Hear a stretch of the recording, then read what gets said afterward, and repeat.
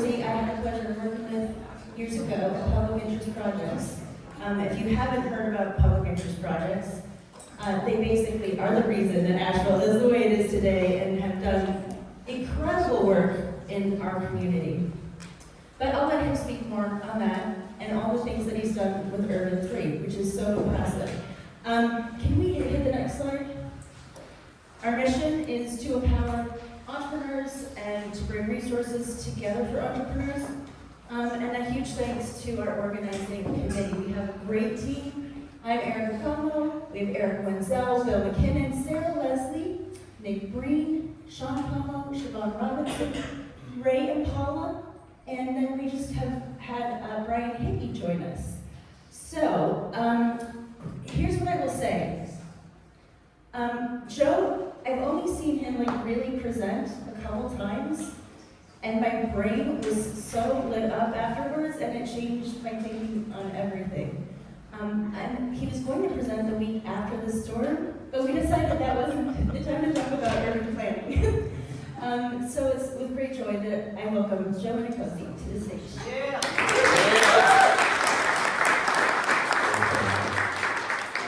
Can we get the lights turned down? I need the cables. Hi everybody, I'm Joe. Who's lived in Asheville more than 10 years in this room? Oh wow, okay. So some of you all maybe remember me from my last gig in the doing that Asheville Design Center stuff. I'm going to go through that as well as my company. This is a, sorry, wait for my computer to catch this. This is a million cups and entrepreneurs, and I felt I'd be all entrepreneurial today.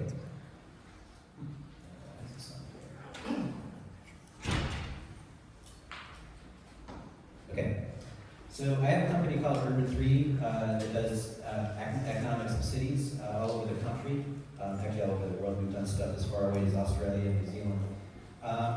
You all know Asheville, you know that it's a cool place. We have beer and men dressed as nuns on tall lights. This is how Asheville started back in the 1800s. I don't know if anybody's ever seen this picture. This picture is basically standing at this spot. This is 20 years later. So we went from this to this in 20 years.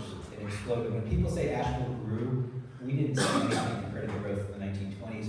We had the second streetcar line in the entire country. Presidents came to visit us.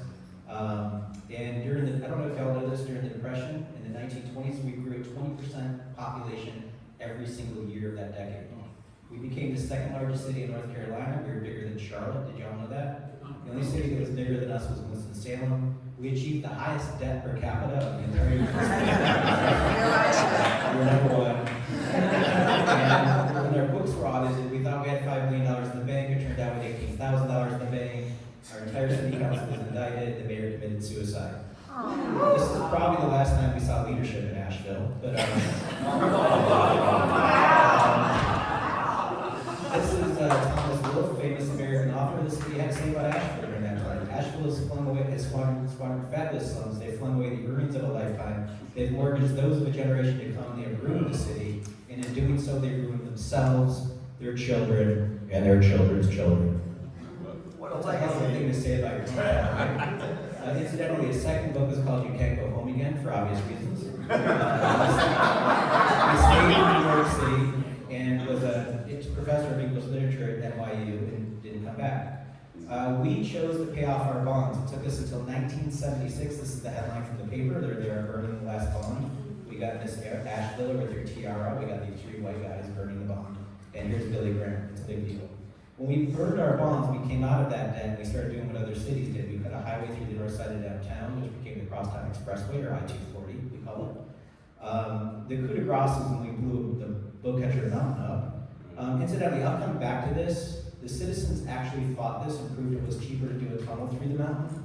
And DOT's like, we don't know how to do a tunnel. And everybody's like, there's a tunnel right there. On the other side of the cut, the mall happened and our downtown died. Some of you may not remember this Asheville or visited this Asheville. This is Asheville from the 1980s, 1990s. And we had this attitude that that'll never work here, don't even try. There are numerous people that put their skin in the game to make this change. I worked for Julian Price, who's one of those people. I mean, the list is long, and Julian is one of them. He's not the only person that helped. He created public interest projects, and that's where I work. And we fixed buildings and seated entrepreneurs. So this is one of our buildings before and after. And it was basically making places for people to be, making businesses happen. Eric, I say the public interest project is the BASF of downtown Asheville. No one knows who they are, they know their products. Like the orange peel, salsa, Zambras. We work with lots of entrepreneurs. But the lesson that I learned from Pat Whalen was the data. You got to talk to people about the information of what's going on, and that we all as citizens are in this corporation together. If you look up the word incorporate in the Oxford American Dictionary, it says to create a company, a city, or other organization is a company. So you all are entrepreneurs, you're making corporations, businesses. Well, our city is a business, it has a cash flow. It's not just our city, it's our county. Did y'all know that the county's worth $33 billion? Would you think that our county commission is capable of running a $33 billion corporation? So we have to talk to them that way. We have to give them data that way. We have to hold them accountable that way. It's not just your city, it's your country, it's the United States as well. Joe Biden said this on the Stephen Colbert show. So this is the basis for what our work is. Asheville's about $15 billion, which is like 7 times the value of Ted Turner. Does Ted Turner just look at Facebook every single day to make a decision? So why does our council do that? So our city, by the way, I don't know if y'all know this, but this North Carolina legislature made it illegal, unless we have some Facebook people in here, sorry. Made it illegal for our city, to annex land. Did y'all know that? So we're the only city in the state, now that's gonna be relieved in 2026, but it's not necessarily a good or a bad thing, it's just a reality of what we're in. Those acres are our product. So this is the building that we rehab, the public interest projects. It was an old JCPenney's department store, it's worth $300,000. The city did a streetscape project in New City for the garbage can, the bike rack, 2 benches, and a street tree. We put in retail, office, and residential, took the taxable value from $300,000 to $11 million. The growth in taxes that we all get out of that is 3,500% new taxes off that property. That's the benefit of historic preservation, right? Y'all have a 401k plan that grows by 3,500%? This is how we build wealth, folks. Now, when Pat did this presentation, when I worked for him about 20 years ago, I saw him do this. People were arguing with him. They're like, well, Pat, this Walmart is $20 million. And Pat's like, yeah, double the value, got it. It's also a lot more acres, right? So doing things in a gross value is the wrong way to look at real estate. Rather than gross value, let's look at it per acre. Who would have thought a mobility building is producing 100 times more property taxes per acre than a Walmart? Double the sales taxes, a lot more residents, more jobs. So conversely, the opposite is true. The more I drain your city, the crappier the buildings I make in your community, the lower the taxes I pay, period. This is the financial model that our cities are built on, and it's wrong. It isn't what we want, but this is what we're producing. Why would I do the thing on the right if I could do the thing on the left and pay less taxes? That's the thesis for what we do at Urban3. This is basically junior high division. It's not hard. Think of it this way. When we talk about cars, we don't talk about them in a miles per tank basis, right? Imagine if I said my truck at 650 miles per tank. You'd immediately laugh at me and say, Joe, tanks are different sizes. We say miles per gallon. The numbers just changed. And we should all be driving BMW S7s. Sorry to the Prius owners, but the S7 is more productive. This is a joke, you can laugh. So what we did at Urban3 is took the same thinking and kind of visualized it. If I can visualize your brain and show your creative thought process in green versus your brainstem activity in blue, why not do that for your community? So this is our county. We've got non-taxable, like Mount Mitchell over here. Pisgah, so just to be clear about it, don't pay me taxes, I don't care about it, right? Green is low value, so up here Big Ivy is low value. Here's the Biltmore Estate. $100 million property, the Biltmore Estate. When the Cecils show up at a council meeting, we all know what happens. We all genuflect and thank them for their time, right? Very important people in our community. But it's not really fair to look at it this way because it's a 180,000 square foot house sitting on 8,000 acres of land. It's the biggest gas tank. No. So rather than total value, let's look at value per acre, and I'll show it to you in 3D. So when our state representative called us accessible city, y'all remember when that happened? It's because we've got 2 voters out in the county for every 1 voter in the city. We hear this all the time from our county folks. Or, that damn city, they're crazy. It's like, well, yeah, this is what we want. So how about this? Send us a thank you card for all the money that we're giving the county. Where's the downtown in this model? It's that big purple mountain shooting off a map. Also, look at Black Mountain. Y'all been to Black Mountain. It's shooting up like a little foothill over there. It's just 2-story buildings. Conversely, sorry, anybody who lives on the south side, look at the south side and how low that value reduction is. Sprawl doesn't pay its way, period. So show people this stuff, don't just talk about it. So this is the thesis of our company, is to show you financial and quantitative data in a way that you can understand it. And then when I first started doing this, I was like, well, that's Asheville, you guys are different. It's like, all right, here's Bozeman, Montana. Anybody want to guess where the downtown is? Gainesville, Florida. You can see the big crater of the University of Florida right here. By the way, that's the only fraternity that was kicked off campus. This is Brevard, North Carolina.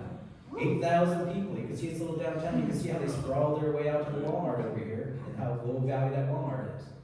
Help people see this stuff. So this is all spatial data just for people and helping people see this stuff. I'll go through retail because I know we have some entrepreneurs in here that do retail. This is North Carolina. Locally, our taxes mostly come from property taxes. Gold is the retail tax. If you're in Arkansas, Louisiana, and Alabama, those cities run mostly off sales tax, which is kind of crazy because what happens in a recession? You don't buy a boat, you don't buy a TV, you tank. So we did work in Colorado. Oh, also, North Carolina does not allow us to look at that data. There are 2 states in this damn country that don't let us look at the data. Welcome to North Carolina, folks. Anyway, we did get the data. Oh, so by the way, we can get them in progressive places like Colorado, South Carolina, but not North Carolina. Wow. Yeah. So here's the property tax model: Durango's, jobs, sales tax. You guys were downtown as one of those. We had some entrepreneurs share their books. We had a coffee shop at a bookstore, and we compared them against Walmart. So here's Peter and Tim's stuff. These guys are right, by the way. Here's their property consumption, county taxes. Who would have thought that a coffee shop and a bookstore are, what is it, 15 times the productivity of a Walmart? It's about 7 times the sales taxes and a heck of a lot more jobs. Yeah. This is one level of economics. Let's ask the second level. Which side of this bar chart, the blue side or the red side, are hiring local accountants, local attorneys, local ad executives? Who's volunteering for the Little League team? You know, this is how we destroy community by not paying attention to stuff. This isn't to hate on Walmart. Don't hate the player, hate the game. Walmart has figured it out. So we have to figure out and relearn this stuff for our own cities. So this is the total productivity of Durango. If you haven't figured it out by now, density is where it all comes from. Conversely, our tax system rewards us to be undense. We have been trained into this model to drain our cities, and it doesn't work out financially. So let's get into the cost side. This is another city, Springfield, Missouri. I want to give you this quote because this guy's got a great book that y'all should read. It's called The Great Game of Business. And it talks about transparency of numbers inside your business to communicate to your team. And by the way, I'll have this whole thing as a PDF for y'all, so you don't need to take pictures. But I like this quote: a business should run like an aquarium where everybody sees what's going on, what's going in, what's moving around, and what's coming out. So cities are the same way. This is their property tax and sales tax. So they have a very thin level of property tax that floats like cream on the top of your coffee on the sales tax. They have the Bass Pro Shops world headquarters right there, but they actually have 2 downtowns. So they have a version of like West Asheville and downtown, if you can think about it that way. And they're both killing it compared to Bass Pro Shops. So this is their money, and then what we did is we ran their costs. Dirty little secret about cities, I don't know if y'all know this. Cities book roads, pipes, and everything else as assets. And when I sit down with finance officers for the city, I'm like, well, hold on a second. My computer's an asset, my van is an asset, my building's an asset. I can sell you my building, my computer, and my van. Can Asheville pick up its roads and send them to Hendersonville? No, that's a liability. It needs to be a liability ledger, not an asset ledger. We are blind to seeing this stuff in reality. So this is what happens with the roads. This is when they built all of their roads in Springfield. So the 1970s roads come back to haunt them in the 2020s for a rebuild. Every 50 years we have to rebuild our roads. And in Asheville's case, we don't keep up because we don't put the money aside. We're at a 90-year schedule, which is not, we see it in the roads. So this is the first rebuild, this is the second rebuild, this is the third rebuild. We're sitting right here right now. Little lesson for y'all. Roads last forever. We're stuck with them forever, and you have to pay for them forever. Okay? This joke only works for certain people. But anyway, so this is the cost side, and this is the money sitting on the top. So here it is, side by side. If the city were floating in the lake, this is the revenue, and this is what they cost to live out there. This is the net position. Notice the big number on the right of the slide. They are at a deficit of $50 million a year and paying for themselves. Could you run your business this way? When people see this, they're like, well, wait, Joe, shouldn't cities go bankrupt more often? I'm like, no, they just cut services. You don't get the pickleball court. You don't get the greenway fix. You don't get the street sweeper. You don't get those things that you were promised because they can't afford them. This is the reality of the numbers that we all have to face as citizens. Here's their net position in 3D. So basically 20% of the city is covering the 80% of loss. And here's the bottom view. So just so y'all know, we'd be a little proud of my team here. We are the first company that ever did this on the face of the planet. Let that wash over you for a second. Why has nobody done this before? And when I explain it, it's really kind of simple, right? But you think about simple things. Did y'all know that some of us are old enough to remember luggage without wheels? Okay. A pilot patented putting luggage on wheels in 1972. That patent expired in 1992. After 1992, we all got wheels on luggage. Isn't that awesome? We put a man on the damn moon before we put wheels on luggage. Sometimes simple things are really hard to come up with, right? So what we've got is a government that operates like a rotary dial telephone. Meanwhile, we're in this world where we carry computers in our hands, and the world has changed, and we're just not adapting our government. This is what's going on out there. We're developing computer software. If there's any software nerds that want to work with us, let us know, to try to find a way to digitize this and basically build it into every city to help change how cities grow. So we have to show people where the leaks are, and you can't change what you cannot see. So, okay, that's 15 minutes. I've processed through a lot of information. I really want to talk about something here in Asheville that I care about. There is a meeting tomorrow that I recommend that you all go to. It will be a meeting designed to disperse us. It's called a divide and conquer meeting, where it goes for 3 hours. Will be tables throughout the room so we all can't go in mass and protest. This is how we will be treated tomorrow. So go in there and do what you can. Back in 2003, I showed up in Asheville, and there was a meeting about I-26 where everybody was like, this is kind of stupid, where a highway goes on a local road, but let's just do this connection. Betty Lawrence stood up and talked about the trip counts for I-26. And I was like, I don't quite understand what she's talking about, but she's right. And I elbowed the planning director, and I said, this is crazy. People here know about trip counts, and we need to help her. And the planning director told me, don't even get involved. So I went and met with Betty. In the 1980s, the plan for I-26 happened. I'm not going to go through this whole laundry list. I started highlighting all the times that DOT delayed this project. You will hear about the locals delaying the project every step of the way. The locals have stepped up and done their job. The federal government says this in their documents. Even an idiot on the spot is worth more than a genius 1,000 miles away.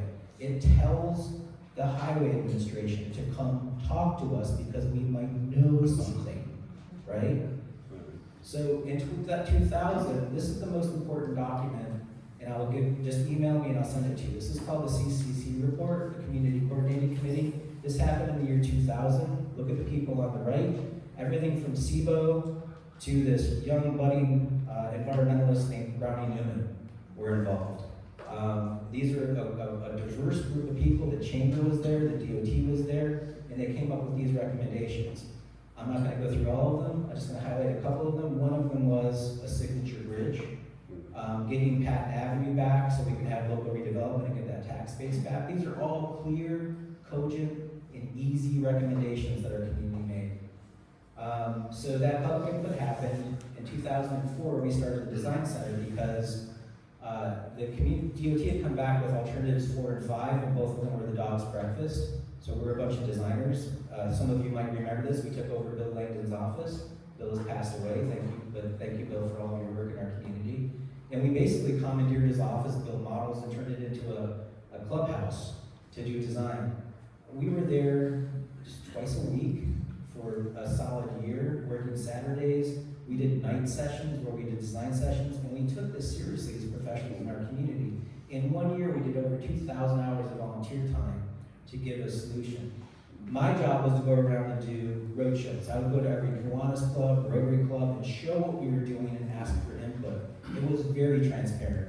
I used to joke that I would do birthday parties and bar mitzvahs. But here's basically the I-26 project. If you can look at, here's Earth Fair right here, this is the strip mall, Westgate Plaza. I mean, a ton of new infrastructure thrown out there. Notice how we had to tape the maps together because they wouldn't give them to us in a way that we could understand them. So we did that. Here's what the new asphalt was, and we're like, look, we're just gonna take all this spaghetti and squeeze it together and do a double-decker bridge. Oh Lord, you would have thought that we were gonna kill babies. DOT's like, we don't have double-decker bridges in North Carolina. And I was like, Kentucky's got 4. We can't, like, there's been a double-decker bridge since the 1400s, and we can't figure that out in North Carolina? I mean, seriously, this is the kind of bullshit they were throwing. So we were also doing local connections, like this little bridge down here to connect Hill Street and Emma. But the other thing was aesthetics. Aesthetics matter. This is the dumb bridge we've got, which is, it is what it is. Do you know that this was what was planned in the 1920s? There's the old ice house right there. There's an Asheville trolley. Of course, we didn't build that, but this would have been cool. This is what they typically do. They basically do an ash toe beam. They let us pick the planter, maybe a medallion. This is what our aesthetics committee gets to do, pretty it up. And I'm seriously, these are old slides. I was like, look, this is an ash toe beam, and it's basically putting some graffiti on it. And like that's like putting lipstick on a pig. That's not aesthetics. So this is a beautiful bridge, right? The reason why it's beautiful is that it's got rock on one side and it's got mud on the other. So the engineer couldn't anchor on the mud side. So usually with engineering, you want to go up with the forces and bring them back down to the earth. But he figured, you know what? I'm gonna be cool. I'm gonna take that big steel beam, load it full of concrete, and lean it and hold the whole bridge up. Aesthetics can be good through engineering, right? If you just have a creative mind. So here's another bridge where they use the beam to kind of separate the pedestrians from the bikes, from the cars. Notice the little sexy little bump that he gives right here that you know that you're crossing something. You know, once you lift up and come down. This is the Waco Bridge in Brazil, double-decker, by the way. We can't have this. By the way, we talked to engineers in Ohio that do cable-stayed bridges, the DOT in Ohio. And the head engineer, she told me it was cheaper for DOT to have cable-stayed bridges than plank bridges. Cheaper to build, cheaper to maintain. It was more expensive to design. That was it. So wouldn't that be cool on the river? You don't have to be a crazy European. You can be a crazy South Carolinian. It's a cool bridge.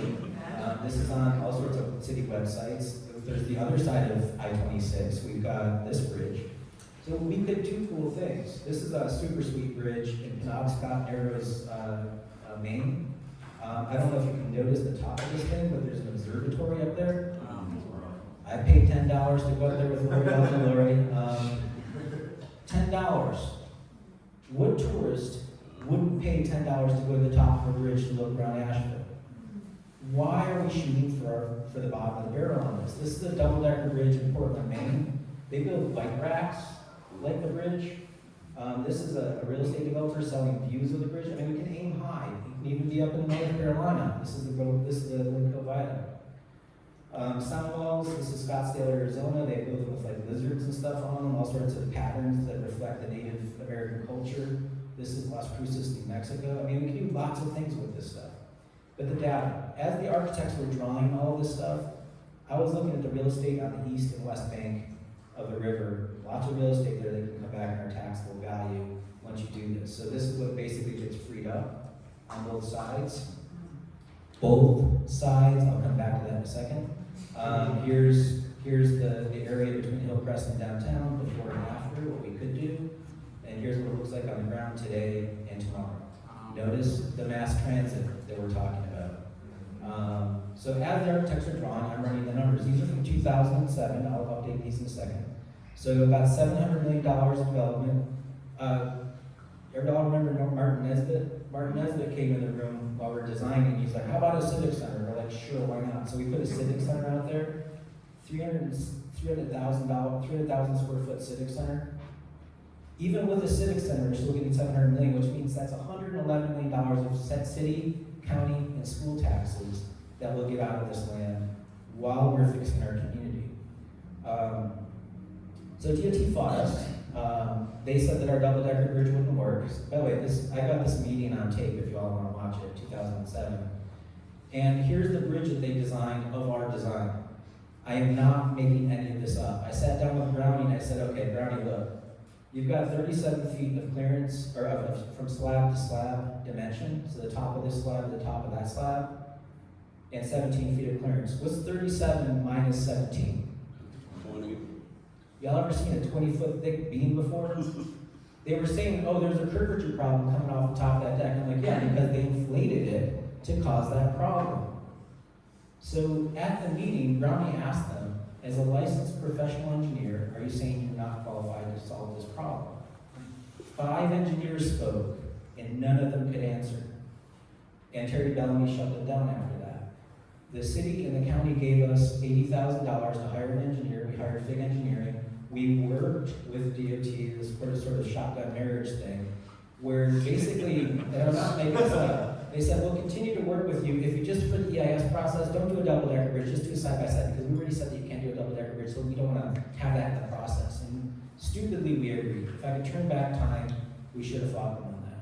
But we, in the spirit of cooperation, we put a side-by-side bridge in, and then they started screwing with the design. And this is in May of 2008. They started stretching the bridge from the river through the golf course and then over the top of Patton Avenue. That's when we pulled the plug. Our engineers that we were working with, Fig and Lochner, said DOT is just making stuff up now. It's best to stop. So we did. Caused a huge fight. I get sent back out to the community. I show up at the Rotary Club, and I'm like, hey, DOT says we need to eat fruit. The federal law says we need to have this highway somewhere. It's our choice on what kind of fruit we want to eat. The problem is they handed it to DOT, and DOT's like, y'all like some oranges? And then we as a community said, yeah, we like oranges, but in this case, we want an apple in the EIS. We want a choice to look at an apple. And DOT's like, well, we'll work with you on our apple if you make it look a little bit more like an orange. Like, this is basically what's going on with this process, and that's why we pulled the plug. I don't know if y'all remember this, but the chamber came out against us. They pushed for alternative number 3. I showed this diagram to you folks at the chamber. This is alternative 3, this is alternative 4B, this is ours. We take a third of the housing, we take 2 less businesses, half the stream impact, and about 2/3 of the right of way. I'm like, why would you support something that caused more damage in our community? I never got an answer. This is our loss. The day after the county voted us down, Bill Stanley said to our community after the Burton Street folks complained that we're making this decision for Buncombe County, not the citizens of Asheville. And we lost. We were going to get alternative number 3. One successful shining point was in 2010. Is this all too depressing for y'all first? These are actual press releases where the DOT engineer agrees, Derek Weaver, agrees to no longer keep the highway over the top of Patton Avenue. DOT agreed to this. While this was going on, I gave up. And what I did is I started reading these things. This is the EIS. This is supposed to be a simple document that's succinct and tells us what the impacts are. Y'all can feel free to wander through these if you'd like. In those documents, this is what the law says for us as citizens. Procedures must ensure that environmental information is available to public officials and citizens before decisions are made. Let that wash over you a second. Before decisions are made. Did DOT just make a decision to put a highway over top of Patton Avenue? Yes. Do we have any of the environmental information available for us to scrutinize tomorrow at that meeting? No. How did they make this decision? It must be of high quality, accurate scientific analysis, expert agency commentary. Public scrutiny is essential to implement NEPA. You gotta look at your direct effects, your induced effects. So I noticed how Burton Street was getting hit by 25 houses were getting taken. Also, my favorite part was this church that was being taken in Burton Street. There is a sound wall clearly going through the church. Y'all see that with your eyes, right? In that document right there, this is what it says about churches. How can you have a sound wall going through a church and then tell me that no churches will be displaced? On page whatever 1045 is this chart that talks about church relocation. So I got my pickup truck, drove to Atlanta, met with the EPA, showed them this stuff. They pulled the EIS.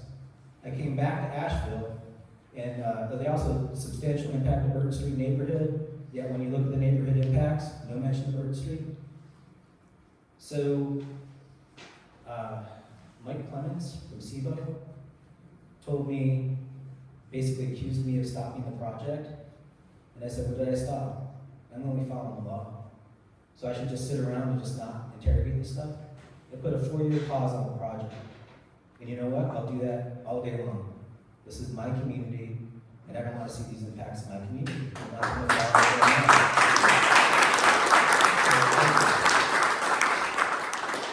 we're also required to do a cost-benefit analysis. So we did all the numbers for them. None of these numbers appear in that document down there. This is the loss of local taxes, real estate improvements. Again, these are all 2007 numbers. Y'all have lived here and seen the values explode since then. The amount of CO2 production, carbon. If we don't have space for those folks inside the corridor, inside that project area, where do they go? Further out. They produce more carbon living out in Leicester than living in the middle of our downtown. So that's about 2,000 more tons of CO2 over 50 years. This is the ramifications and the data that we're supposed to have in that document. So again, we even drew it for them and gave them the numbers right there.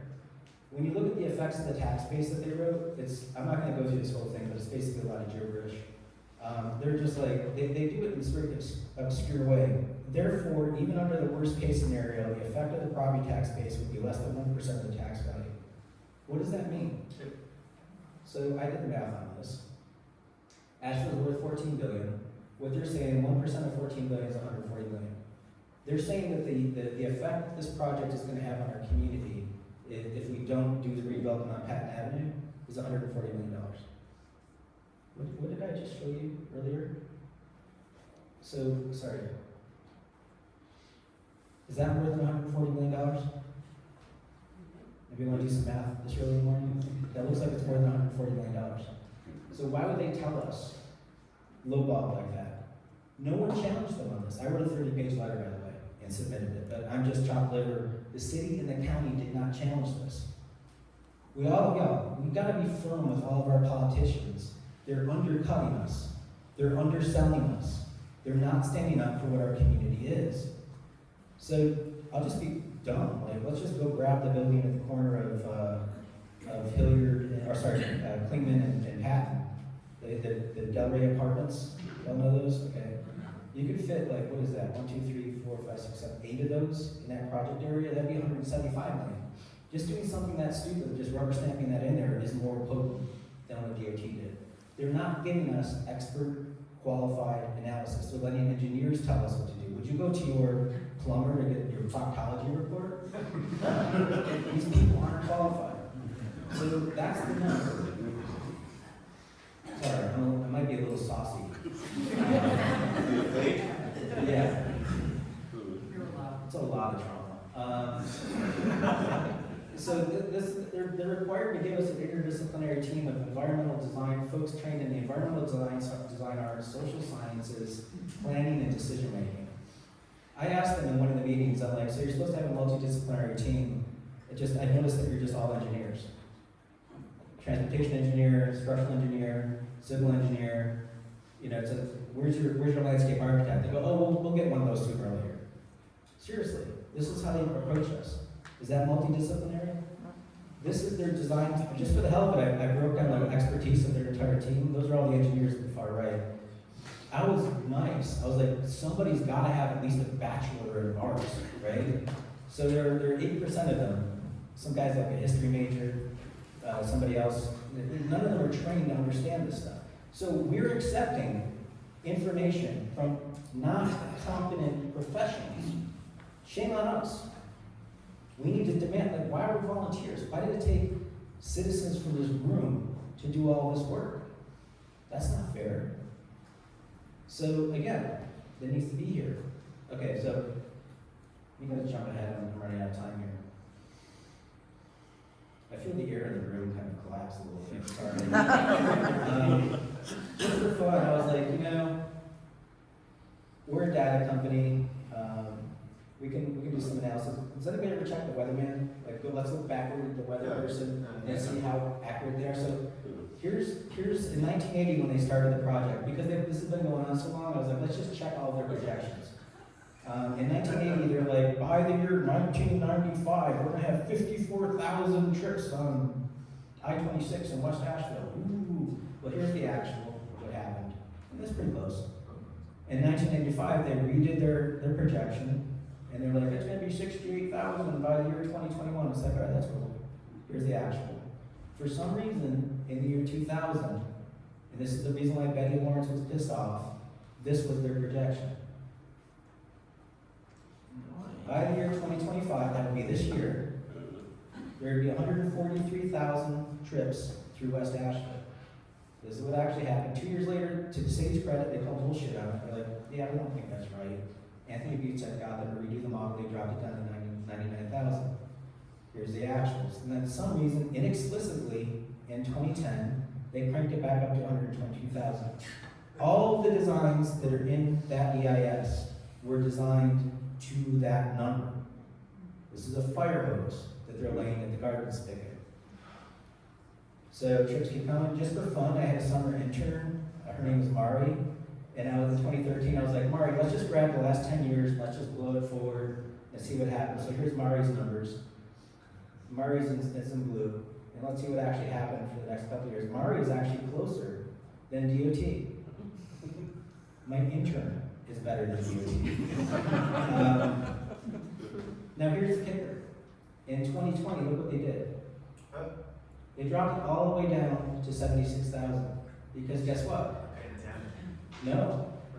The FEIS was going out, the final EIS, which means that was going sent to the federal government. Once they're sending their homework to mom and dad, they correct all of their numbers. But when they talk to us, they inflate the shit out of it. Right? So here's a question. You've got a 38% drop in project load. Are we getting a 38% drop in footprint? That's what we need to ask tomorrow. Jane Jacobs had this great quote about traffic engineers. Traffic engineering is a bogus profession. It's a pseudoscience masquerading as knowledge. She is absolutely 100% correct on that. These folks have been just making shit up to do what they want. They like to build lanes, they like to build highways, and so here's what we're dealing with now.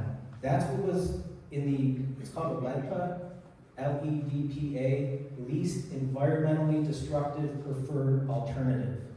This is what we were presented to in 2008, this highway in a trench, right there. There's Earth Fair. Sage Turner texted me a picture of this when I was in San Antonio on a project, and I was like, what the hell? There's the new bridge over Patton Avenue. That's the width of the bridge that we're all gonna walk under. It's pretty much the same dimension as Sam's Club. So if y'all ever go to Sam's Club and walk across that whole thing, imagine that as a bridge over you. It's about, what is that, 20 lanes or something of asphalt across the highway. Just for fun, I dropped it into a Google Earth and just kind of colored in the bridge. This is fun, folks. Here's downtown. Let's slide the bridge over downtown. It will stretch from Pritchard Park to City Hall. gonna be one heck of a homeless shelter. Maybe we can make it a homeless shelter, I don't know.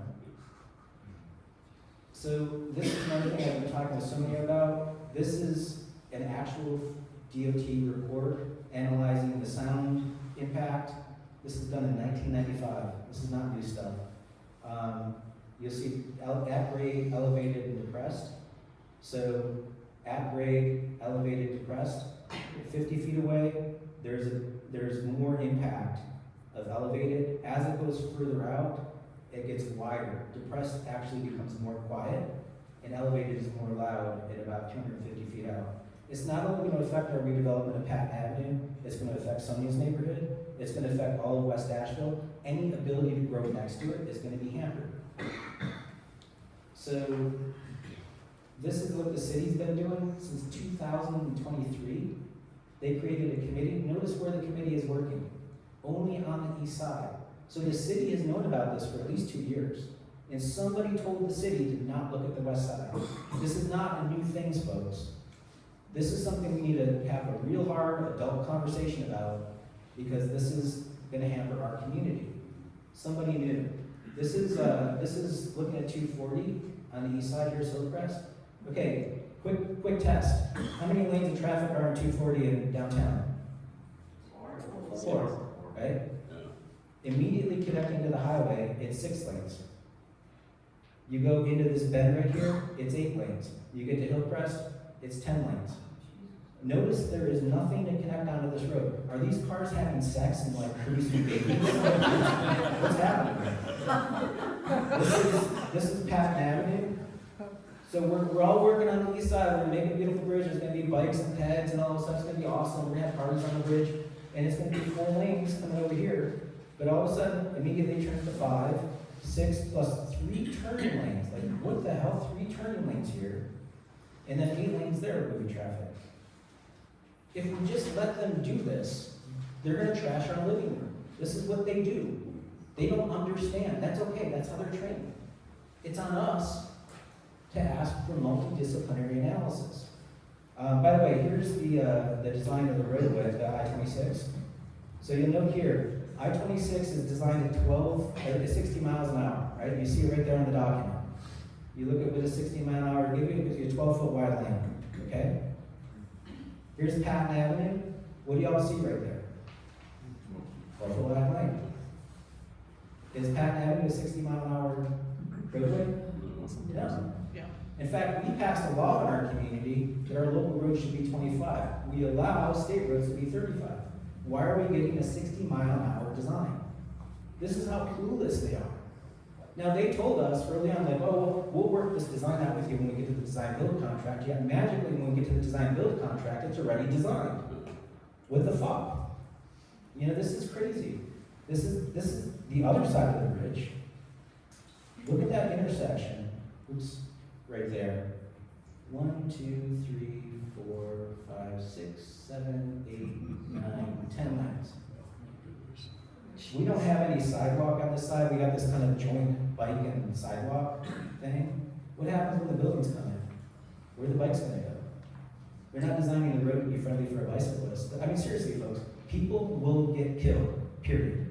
When you design the speed to go that fast in a collision, when you get hit by a bicycle, when you're on a bicycle, and you get hit by somebody going 60 miles an hour, you die. If you get hit by somebody going 25 miles an hour, you go to the hospital. There's a huge difference there. So again, these are the numbers. We updated them. It's probably about $860 million worth of development. That translates into $516 million of local tax that should be available to our community if we don't do this.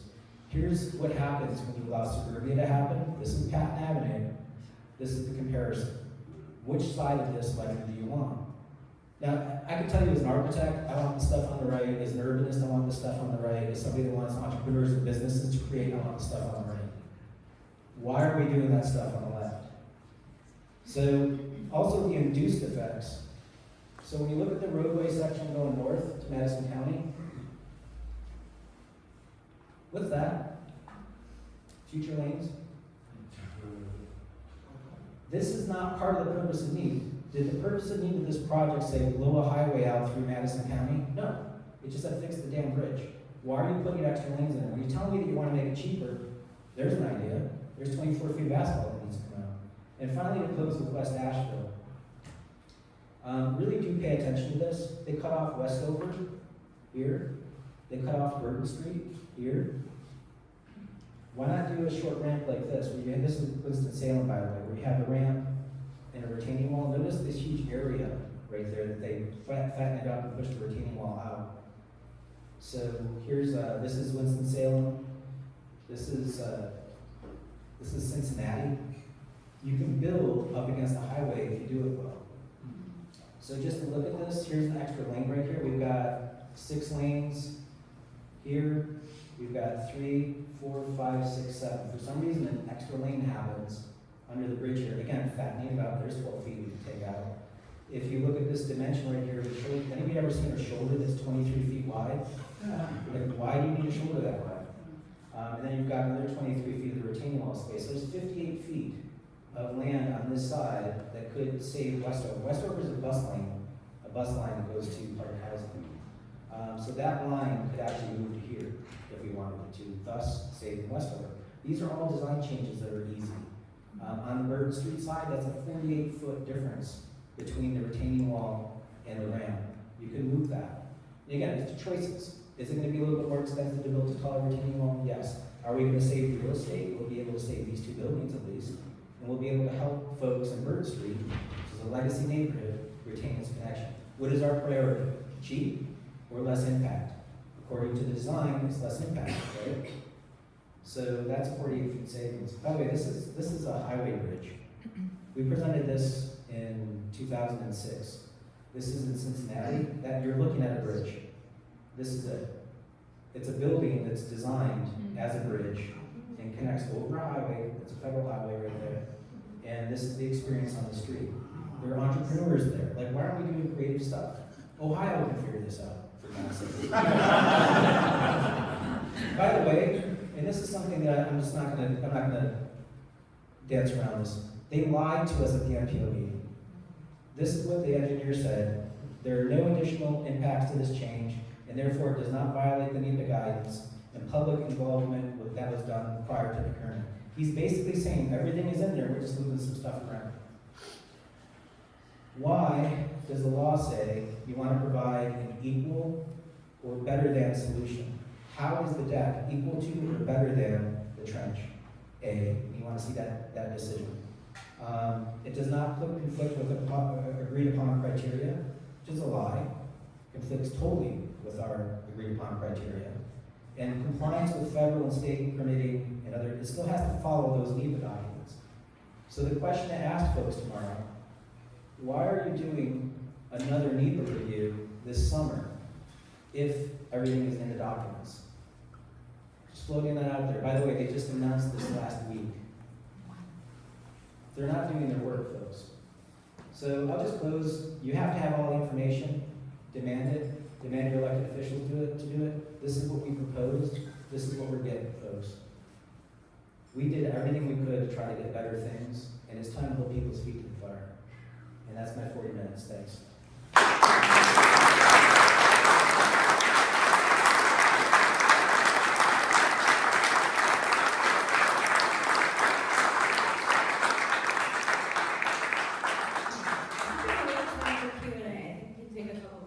I'll stay all day.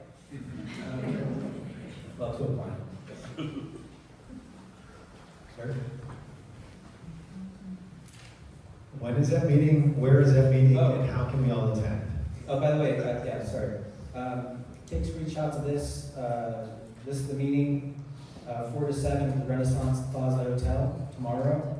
On the left is a video that one of our friends, and actually co-worker, Rob Robinson did.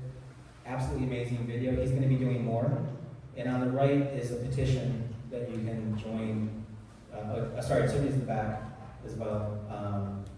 Sorry, I forgot about that. She's got posters back there. You want to make a quick announcement? Yeah, I have takeaways that have the time, place, and some basic questions that you can ask. I forgot my memory about the assessment. So I just come on your way out, or I have to go on the front. We're still it's impressive how much we've been able to do in like 3 weeks. There's a bunch of us that we've got a Discord channel. We're trying to work out how to get mobilized with all of this. Sonia's made a series of presentations at City Council and testified about the impacts to her health, which there will be impacts to her health. She lives in the blast zone. So again, it's do what you can to support your neighbors in this. And also there's been people that commented, they're just like, well, I don't live in West Asheville, so it doesn't bother me. It's like, well, actually it affects your tax base. So if you live even if you live out in Leicester, it's gonna be a problem for you. So Asheville is the money generator for this whole region. And you certainly don't want to take a golden goose and shoot it.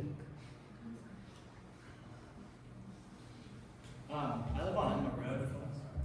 On Emma Road, about a half mile from where the bridge is going to cross the river, and I had no idea that any of this was going on. How or why is that? I don't know. When did you move here? I moved into the house about 4 years ago. Yeah, this project has got such long delays, long periods of gap that it makes it harder. Like for those of us that have been here a while, it's like I actually joked in the Mountain Express, this is our sport. Like some people have South by Southwest, we have I-26. It's just this, it used to be a lot more topical, a lot more conversant, and I don't, like there's a lot of things that have changed in Asheville. And it's there's a lot of a mix of stuff. We've become more addicted to our phones and looking at short media and not looking at what's going on in the public meeting and stuff like that, or seeing the attention of what's happening. The Citizen Times hasn't covered it as much because they've gone through their problems. So there's a lot of things that are sort of this kind of cocktail of stuff that have made it difficult to track all of this stuff. One last question. One last question. And After all of this, I would be curious to know, oh, can you hear me? She's fine. Use the mic. Okay, thank you. Can you? After all of this, and knowing what's ahead just with this,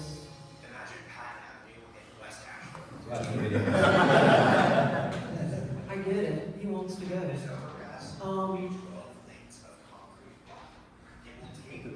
I really am reluctant to bring this up, but what would the impacts of another flood be? The flood's not gonna, there may be issues of, I guess a good question would be, has the stormwater remediation of that deck been studied? And I don't know. I don't think and to be fair, when we started this in 2004, we'd just come off of 2004 flood, which was very similar to the flood that we had here. I don't want to add insult to injury. There was a group of people that created a document about how to prepare for the next flood, and the county basically ignored it because the county's defense, they didn't even have zoning back then. But in that document, they said there are 60 people that died this time. There will be more the next time, and they were right. So I think as a community, we have to have a stronger culture about thinking this stuff through and be less offended by people, be less ego bruised if somebody criticizes you. We have to have more conversation about this with facts and not dance around these don't want to hurt somebody's feelings things. It's like this is too critical of information, and that's what happened with the flood. With this, there's gonna be a connection there. It's gonna have water that comes off of it. I think the newer stuff is gonna be better to capture and treat the stormwater runoff. If you go out and look at the bridge that's out there right now, seriously go there and look up. It straight pipes the water straight down into the river. It doesn't get treated at all. So all of that particulate matter, rubber, oil, goes straight into the river and kills fish. So what we've got is actually pretty bad right now. Anything new is gonna be an improvement because they just do better stuff now. All right, let's put our hands together for Joe.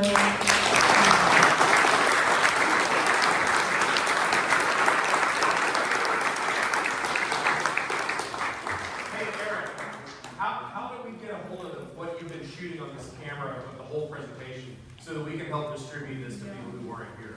Well, funny you should ask me, Lance, but we record it, Isaac, where's Isaac? Oh, great, hi, Isaac records it every single week and puts it on YouTube. So this presentation will be up on YouTube on the 1 Million Cups in Asheville channel. I really should have sworn so much, sorry. Like what, like Friday? It's an Italian problem, I know. What? ASAP. ASAP, okay, so. Yeah, ASAP, it would be great, I mean, like, for us to share what we just heard before the meeting tomorrow, I think it could be impactful. I think so too, and this video, it's the one that everybody scan the QR code for, it is impactful, so share that around. We are super blessed to have Joe in our community. He was recently recognized as one of the top 20 urbanists of all time. Like, yeah.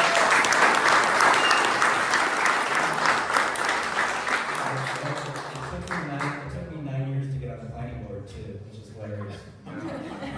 And I will say that sometimes our politicians haven't been receiving of all of this incredible information that he has like passionately worked on. So I think when he says reach out to the local politicians, it's really important. Anyways, thanks for coming this morning.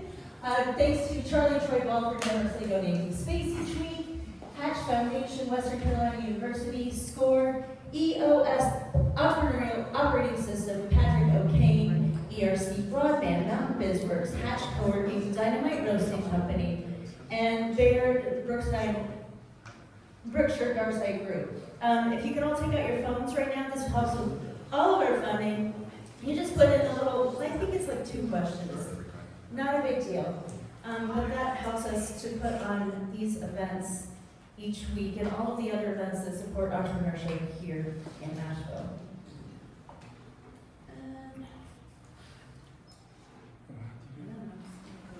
Okay, so next week we have Yomitos, which is a fun kind of like social media platform that mixes Uber Eats with social media. I'm really excited to hear more about it. Sean, can you click this is that? Okay, so this is again a meeting happening tomorrow from 4 to 7. It's at the Renaissance Hotel. Bring your pitchforks and sons.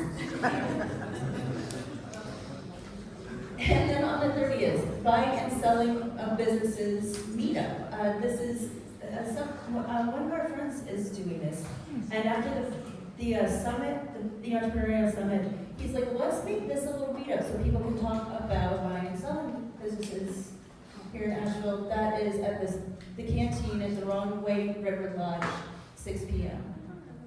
I think that's today. That's actually today. That's today, yeah. Yeah, that's not next week. Okay, there we go. It's today.